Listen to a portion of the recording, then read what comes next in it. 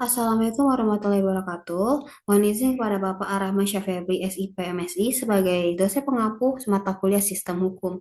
Di sini saya Chelsea Bianca Rizky Amelia, kelas L3 Indralaya, akan memaparkan materi dari buku Hukum Perburuan di bab 7, yaitu peraturan-peraturan perburuan dalam hubungan kerja.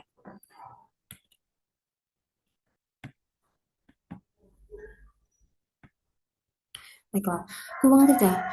Hubungan kerja itu merupakan hubungan antara buruh dan majikan yang terjadi setelah diadakannya perjanjian oleh buruh dan majikan, yang dimana buruh menyatakan kesanggupannya untuk bekerja pada majikan dengan menerima upah, dan majikan juga menyatakan kesanggupannya untuk memperkerjakan buruh dengan membayar upah. Perjanjian ini juga disebut dengan perjanjian kerja. Dengan adanya perjanjian kerja timbul kewajiban suatu pihak untuk bekerja jadi berlainan dengan perjanjian perburuhan yang tidak menimbulkan hak dan kewajiban untuk melakukan pekerjaan tapi memuat syarat-syarat tentang perburuhan.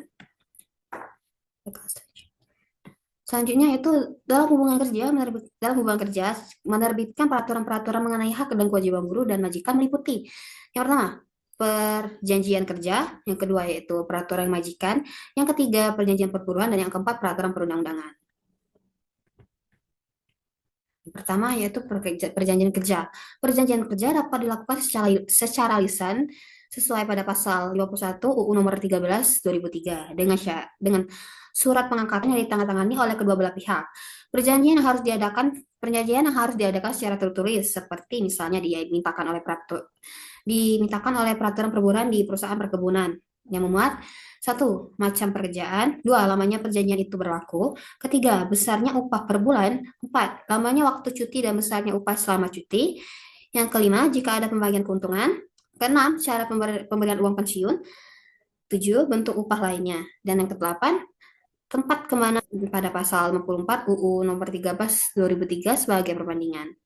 Baiklah, selanjutnya yang kedua yaitu peraturan majikan. Peraturan majikan atau dapat juga disebut peraturan perusahaan dibuat oleh majikan sehingga majikan dapat masukkan apa saja yang dia inginkan. Dia juga dapat mencantumkan kewajiban buruh semaksimalnya dengan haknya seminimal-minimalnya dan mencantumkan kewajiban majikan seminimal mungkin.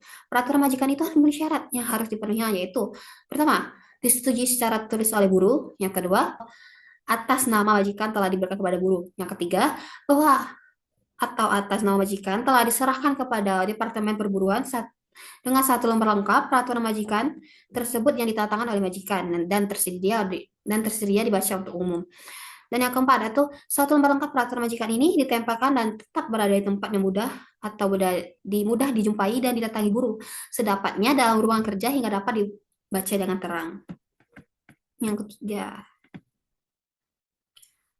ketiga yaitu perjanjian perburuhan. Perjanjian perburuhan adalah diadakannya oleh suatu atau beberapa serikat buruh yang terdaftar pada Departemen Perburuhan dengan seorang atau beberapa majikan.